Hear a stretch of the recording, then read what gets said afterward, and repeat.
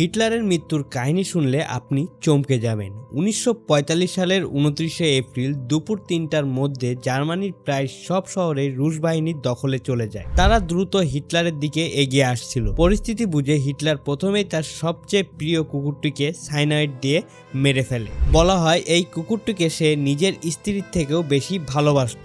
এরপর 30 এপ্রিল রাত 1টার দিকে হিটলার সবচেয়ে ঘনিষ্ঠ বন্ধুদের নিয়ে একটি ছোট পার্টির আয়োজন করে। সেখানে ঘোষণা করে যে সে আজই হিটলার এবং তার স্ত্রী ইভা ব্রাউন একসঙ্গে একই সময়ে নিজেদের জীবন শেষ করবে। ইভা তখন জানায় মৃত্যুর সময়ও সে সুন্দর দেখতে চায়, তাই সে গুলি করতে চায় না। এরপরে হিটলার দুটি পিস্তল এবং 2টি সায়ানাইড ক্যাপসুল আনাতে বলে।